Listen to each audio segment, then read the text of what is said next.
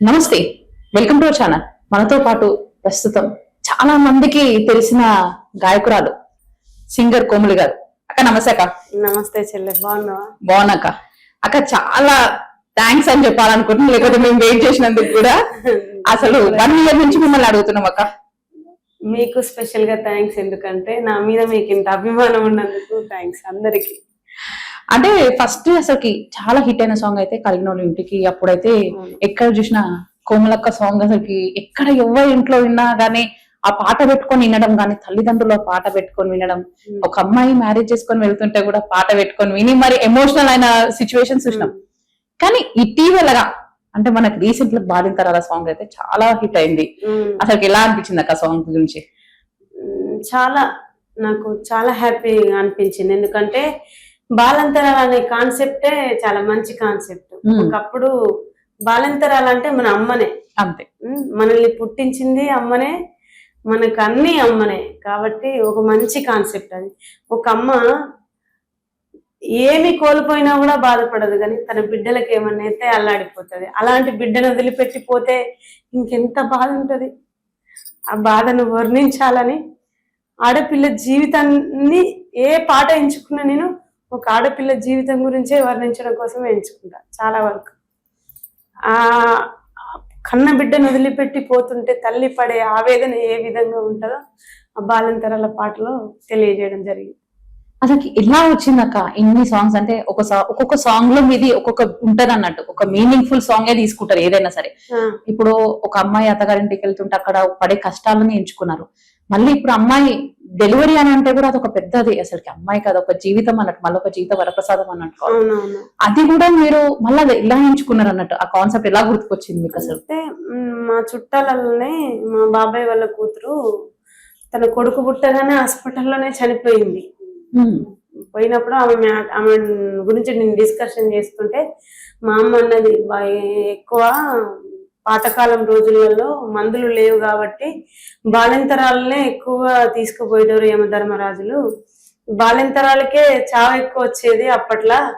ఆ పాట కూడా ఉంది, బయలెల్లు బయలెల్లవమ్మ బాలంతరాల బయలెల్లు అని పాట ఉన్నదని అమ్మ లైన్ చెప్పింది నాకు. ఆ పాట అదేదో బాగున్నది, లైన్ మంచిగా ఉన్నది అని ఆ 2 లైన్లు తీసుకొని మొత్తం పాటలు మొత్తం పూర్తి చేసి పరశురామన్నకి చెప్పిన, నాగం పరశురామన్నకి చెప్పడం వల్ల అన్న మొత్తం రాసిండు, పాడడం జరిగింది. దాంట్లో లీనమై పాడడం జరిగింది. ఒక్కసారి ఆ పాటతో స్టార్ట్ చేద్దాం అక్క మనం. బయలెల్లు బయలెల్లవమ్మ బాలంతరాల బయలెల్లు, బయలెల్లు బయలెల్లవమ్మ బాకి నీకు తీరినదమ్మా, నీ ఆశలు ఘోషలు తీరినవే, నీ అప్పులు సప్పులు వాసినవే, నీ డప్పుల సప్పుడు మోగినదే. బయలెల్లు బయలెల్లవమ్మ బాలంతరాల బయలెల్లు, బయలెల్లు బయలెల్లవమ్మ బాకి నీకు తీరినదమ్మా, ఎవరయ్యా మీరెవరయ్యా అర్ధరాత్రి వేళ స్వామి, ముక్కు పచ్చాలే స్వామి, పసిముఖము చూడలే స్వామి. అసలుకి మా పాట విన్నప్పుడు కలని నేను తిరిగినాయి అన్నట్టు ప్రతిసారి ఒకసారి. అసలు ఆ పాట విన్నప్పుడు మీకు ఎంత అసలు మీరు ఎలా ఎమోషనల్ అయినారో అసలుకి ఊహించుకుంటున్నాం అన్న. చాలా నేను పాడుతున్నప్పుడు దాంట్లోకి లీనమైపోయి ఏడుస్తూ పాడిన. నేను ఏడుస్తూ పాడుతుంటే మ్యూజిక్ చేసే వెంకటాజ్ మీరు నేను తిరిగి చూస్తే ఎక్కడ ఎమోషన్ ఆగిపోతుందో, ఆ పాటకు బలం రాకుండా పోతుందో అని కూడా తను వెనక్కి కూడా తిరిగి చూడకుండా తను కూడా మ్యూజిక్ చేస్తూ ఏడ్చింది. అంటే బీట్ తీసుకుంటాడు కదా, రిధం తీసుకుంటప్పుడు తను ఏడ్చుకుంటూనే మ్యూజిక్ చేసిండు అనమాట. అక్క అసలు ఈ పాటల ప్రపంచంలోకి కోమలి గారు ఎలా పరిచయం అయినారు అక్క అసలుకి? ఇంకా అది సృష్టి ధర్మం. చిన్నప్పటి నుండి అమ్మకి పాడడం వచ్చు, మేనమామ పాడతాడు, తాత కొంచెం మంచి కళాకారుడు, మా తాత మా నాన్న వాళ్ళ తండ్రి. నేను పుట్టి పెరిగిన వాతావరణంలో కళాకారులు ఎక్కువగా ఉన్నారు, అంటే కళకు సంబంధించిన వాళ్ళు ఎక్కువ మంది ఉన్నారు. నాకు ఇంకా అలవాటు అయిపోయింది అది. పాట పాడాలనే కాన్సెప్ట్ నాకు ఎక్కువగా తీసుకుంటా. పాట రాయడం కానీ పాడడం కానీ ఎంత పనున్నా సరే, ఎంత కష్టం ఉన్నా ఒక పాట పాడుకుంటూ పని చేస్తా నేను. మర్చిపోతా, ఆ కష్టాన్ని మర్చిపోతా. ఇంటి పక్క వాళ్ళు అంటారు ఏది కొత్త పాట వస్తే అది వాడుతుంది అని. ప్రతి ఏ పాట ఇప్పుడు ఈ మధ్యలో అన్ని పెరుగల్లా పెద్దిరెడ్డి బిడ్డను రామశిల్క గౌరాలే నన్ను చేసి పెంచనేవో రామశిల్క అంటే ఏది కొత్తగా వస్తే కొత్తగా అనేది కాదు అసలు. ఒక ఆడపిల్లకు సంబంధించిన మంచి అర్థం ఉన్న పాట వస్తే దాన్ని నేను ఎక్కువగా పాడుతూ పని చేసుకుంటూ ఉంటాను అన్నమాట. అంటే ఫస్ట్ అంటే మీరు చిన్నప్పటి నుంచి అంటే స్కూల్లో ప్రోగ్రామ్స్ కానీ స్కూల్లో జరిగే ప్రోగ్రామ్స్ ఉంటాయి చాలా మటుకు, తర్వాత మీరు పెద్దగా అయినాక కూడా ఏదక్క ఫస్ట్ పాట ఇచ్చింది అన్నట్టు, అంటే కోమలి యొక్క ఫస్ట్ పాట ఏది? ఫస్ట్ ఆకుపచ్చ చందమామ అనే పాట, తర్వాతకి కొడుక నా ముద్దు కొడుక అనే పాట అశ్విని పాడింది. ఆ పాట నాకు మంచి పేరు తెచ్చిపెట్టింది. ఎక్కడ ఏ కాలేజీలోనైనా స్కూల్లోనైనా ఏ ఈవెంట్ జరిగినా ఆ పాట ఎక్కువ పాడింది. అది సెంటిమెంట్ పాటే. ఒక అమ్మ కొడుకు కోసం బాధపడేది, అది కూడా ఆడపిల్ల ఆవేదనే అది కూడా. అంటే ఎందుకు మీరు ఈ ఒక అమ్మ తరహాలను ఉమెన్స్ గురించే మొత్తం మహిళల గురించే తీసుకున్నారు? అసలుకి ఎందుకు ఎంచుకోవడం జరిగింది? ఒక ప్రేమ అలా వెళ్ళకుండా మొత్తం ఒక మహిళలను స్ఫూర్తిదాయకంగా తీసుకురావడమే జరుగుతుంది. అంటే ఈ సమాజంలో ఎన్ని ఉన్నా, ఎంత ధనం ఉన్నా, ధాన్యం ఉన్నా, ఎంత అందం ఉన్నా, ఎన్ని ఉన్నా ఆడపిల్లకు ఉన్నంత ఇబ్బంది ఎవరికి ఉండదు. మనం అనుకుంటాం దూరపు కొండలు ఎప్పుడు నులిపే, చూడగానే అమ్మాయి బాగుండగానే అమ్మాయి చాలా బాగుంది, వాళ్ళ లైఫ్ బాగుంది, మనకి ఎప్పుడు కష్టాలే, మనకి ఎప్పుడు సమస్యలే అనుకుంటాం. కానీ ప్రతి ఒక్క ఆడపిల్ల జీవితంలో ఎంతో కొంత కన్నీటి కథ దాగి ఉంటది. ఆడపిల్ల అంటేనే సమస్యతో కూడుకున్న పద్ధతి అది. అంటే మీరు ఆడపిల్ల అంటే అంటే మీ జీవితంలో మీరు ఎటువంటి కష్టం ఏమన్నా చూసారా? అసలు చాలా ఎదుర్కొంది. ఎలాంటివి అక్క అసలుకి? ఎందుకు ఇంత ఎమోషనల్ అయిపోతున్నారు ఇంకా అసలుకి? చాలా ఈ కాలంలో చూసినా ఎక్కడ చూసినా ఆడపిల్లలకు అనేది కష్టం అనేది ఎక్కడ ఉండలేకుండా ఇటీవలగా చూస్తున్నాము, ఎన్నో అత్యాచారాలు కూడా జరుగుతున్నాయి. చిన్న చిన్న పిల్లల మీదనే కాకుండా చిన్న పిల్లల నుంచి పెద్దవాళ్ళ వరకు కూడా ఎక్కడ చూసినా బయట సమాజంలో ఆడపిల్లలకు ఎదుర్కొనే సమస్యలే ఉన్నాయి ఇక్కడ. అయితే మీరు అలాంటి స్ఫూర్తిదాయకమైన పాటలు ఒక అమ్మాయి గురించి, ఒక అమ్మ గురించి తీసుకొని వస్తుండక అసలు కోమలి అక్క అనగానే అరే అక్క ఇప్పుడు ఒక మంచి కాన్సెప్ట్ తోని పాట పాడుతుంది అన్నట్టు ఒక గుర్తింపు వచ్చేసింది అసలు కోమలక్కకి. ఒక ఎమోషన్ తో తీసుకొస్తుంది, మంచి అర్థం ఉంటది, కుటుంబం యొక్క విలువలను తెలియజేస్తుంది అనేది అందరికి ముద్ర. కోమలక్క పాట వచ్చిందంటే ఎంత కొంత హిట్ చేస్తారు జనాలు. అది వాళ్ళు నాకు ఇచ్చిన ఒక గిఫ్ట్ అనుకోవచ్చు. నేను ఏ పాట తీసినా నేను కనీసం నార్మల్ గా మట్టి పదాలతోని మామూలుగా ఏ విధంగా వాడినా సరే నా నుండి పాటను వాళ్ళు కోరుకుంటారు. కావాలి వాళ్ళకి, ఎంతో కొంతైనా కావాలి. అది హిట్ చేస్తారు, నన్ను కూడా సంతోష పెడతారు. నేను ఎందుకు పాడిన లేదు, నాకు ఏం దానికి రెస్పాన్స్ రాలేదు అన్నట్టు లేకుండా నేను ఏ పాట పాడినా ఆదరించుతారు, మంచి రెస్పాన్స్ ఉంటది నాకు. అసలు ఈ కలిగిన ఇంటికి సాంగ్ అసలు ఎట్లా ఎంచుకున్నారు? అంటే కలిగినోరింటికంటే అది నా నిజ జీవితం అనే చెప్పుకోవచ్చు. నేను దాన్ని బేస్ చేసుకునే రాసుకున్నా. నేను ఖచ్చితంగా ఇది చెప్పగలుగుతాను. అంటే మీ లైఫ్ ని మీరు ఒక పాట రూపంలో రాసుకున్నారు అన్నట్టు? అంతే. అంటే మీ మ్యారేజ్ లైఫ్ గురించి రాసుకున్నారా? మ్యారేజ్ కాకముందు నుంచి మ్యారేజ్ లైఫ్ అయినాక ఎలా ఉందని రాసుకున్నారు అసలు పాట? అంటే ఎప్పుడైనా ఇంకా మన లైఫ్, ఆడవాళ్ళ లైఫ్ ఎంచుకొని రాసిన అంతే. అదే మ్యారేజ్ కాకముందు నుంచే పాటల ప్రపంచంలోకి మీరు వచ్చారక్క అసలుకి? మ్యారేజ్ కాకముందు చిన్నప్పటి నుంచే పాటలు అంటే కొద్దిగా ఇష్టం, ఎక్కువ ఇష్టం. బ్యాక్ సపోర్ట్ ఎవరు ఇచ్చినారు అక్క అసలు? పాటలు పాడు, నువ్వు ఇంత బాగా పాడుతున్నావు అని చెప్పి మీకు వెనకాల నుండి ఎప్పుడైనా సరే అసలు ఎవ్వరి సపోర్ట్ లేదు.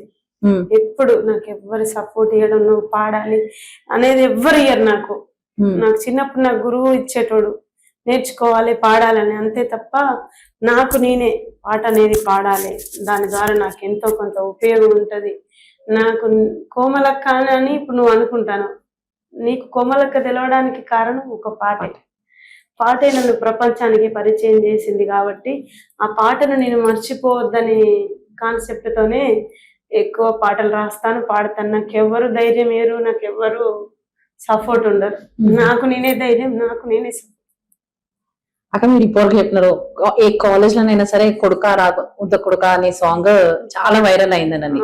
అది ఇప్పుడు ఏ ఇయర్ లో పాడినారు? అసలు ఎలా వచ్చింది అక్క కాన్సెప్ట్? 2008, 2010. 2012 అప్పటి వరకు వాడింది. అంటే కొడుకు కన్న తల్లి కొడుకు వదిలిపెట్టి అడవులకు వెళ్ళిపోతే కనపడకుండా పోతే అది ఇంటి ముందు చింత చెట్టు మీద కాకమ్మ కావు కావు అంటే నా కొడుకే వస్తాడాను కొని పాలు తెచ్చి పాశముండుకుంటి ఏ దారి చూసినా ఎవ్వరు రారాయే ఆ పాశమన్నం కాసిపాయే పాలబాకి ఇంకా తీరదాయే కొడుకా నా ముద్దు కొడుకా కొడుకా మోసింది కొడుకా నువ్వు ఎక్కడా తినిరా నేనొక్కదాన్ని తినిరా అంటే పాశమన్నం పాలు తెచ్చి కూడా పాశమన్నం అండి పిచ్చి తల్లి కాకొరితే కూడా నా కొడుకు వస్తాడేమో అన్నంత భ్రమలో తల్లి మనసు అంతగా తప్పించిపోతుంది పిల్లల గురించి. నా కొడుకు కూడా రీసెంట్ గా ఒక మాట అన్నాడు, మమ్మీ నువ్వు ఈ మూవీ తీసినావు, నువ్వు బయటికి రాకపోతే ఏమన్నా అయితే మేము ఎలా ఉంటాం, బయటకు రావాలి, అసలు ఇది పద్ధతి ఎందుకు ఎంచుకున్నావు, ఈ కాన్సెప్ట్ ఎందుకు ఎంచుకున్నావు మమ్మీ అన్న కొడుకు నన్ను ప్రశ్నించు. కాబట్టి మంచి సినిమా, అందరూ నన్ను ఆదరించి నా కోసమైనా సరే ఎప్పుడు కోమలక్కకి ఇదేనా అని మీరు అనుకోకండి. నేను ఒక మంచి ధైర్యం చేసి ఒక మంచి సినిమా తీయాలనుకొని తీసిన, చాలా బాగుంది, థియేటర్కి వెళ్ళి నన్ను అందరూ ఆదరిస్తారని కోరుకుంటున్నాను. అక్కడ ఇప్పుడు మాట్లాడిన మాటలలో మీరు ఏమన్నారంటే నాకు సపోర్ట్ ఎవరు లేరు అని చెప్తున్నారు. కానీ ఒక అమ్మాయికి మ్యారేజ్ అయ్యాక భర్త సపోర్ట్ లేనిదైతే మనకైతే ఇంపాసిబుల్. అంటే నా భర్త సపోర్ట్ ఉంది నాకు ఫుల్ గా, భర్త సపోర్ట్ ఎక్కువ ఉంది, కానీ పాటలు పాడడానికి సపోర్ట్ నాకు ఎవరు ఇయ్యరు. నాదే సపోర్ట్, నాదే మోటివేషన్. నేనే పాడాలి, రాయాలి, వెళ్ళాలి అనే ఆతృహత ఎక్కువ ఉంటది నాకు. దానికి మా ఆయన సపోర్ట్ చేస్తాడు. అంటే ఎలా ఉంది నాకు అసలుకి, అంటే మీరు ఇంత బాగా పాడుతున్నారు అంటే మీకు మ్యారేజ్ అయినాక కూడా తన సపోర్ట్ ఎలా అనిపించింది మీకు? మంచిగా ఉంటది, నేను ఎక్కడికి వెళ్ళినా నాతో పాటు వస్తాడు. కొన్ని విషయాలు అవి పాడగలదు, రాయగలదు, ఎమోషన్ అయితే తొందరగా, సెంటిమెంట్ ఎక్కువ అని భయపడుతుంది అనేసి ఎక్కువగా నాకు తోడుగుంటాడు. ఎటు వెళ్ళినా ఏ పాట రాయాలన్నా పాడాలన్నా ఎక్కడికి వెళ్ళినా తను లేకుండా నేను ఎక్కడికి పోను. అక్క మీరు ఒంటరిగా అసలు నేను ఎక్కడికి వెళ్ళాను. మీరు ఇంత బాగా చెప్తున్నారు కదా సార్ గురించి, అయితే సార్ గురించి ఒక పాట పాడండి అక్క ఒక్కసారి. సైకిల్ ఎక్కి నువ్వేమోంగ సన్నమల్లెల వాసన ఓ బావ నువ్వో తవాట నా దరినకు చూపవా ఓ బావ నువ్వో తవాట బస్సులెక్కి నువ్వేమోంగ బంతి పూల వాసన ఓ బావ నువ్వో తవాట నా దరినకు చూపవా ఓ బావ నువ్వో తవాట. అంటే ఇప్పుడు అంటే మీరు ఇప్పుడు పాటలు పాడుకుంటారు, రాసుకోవడం, మీరు పాటలు పాడుకోవడం అంటే ఒక మహిళకి ఇంట్లో ఆ పని చేసుకుంటా అంటే ఇంటిని చూసుకుంటూ ఇంటి బాధ్యతను చూసుకుంటా కూడా ఇవన్నీ చూసుకోవడం అనేది ఒక కష్టమైన పనే కదా. మరి ఎలా చేసుకుంటున్నారు ఇదంతా? నాకు పనితోనే ఎక్కువ పాట గుర్తుంది, పని చేస్తుంటేనే పాట గుర్తుకొస్తుంది.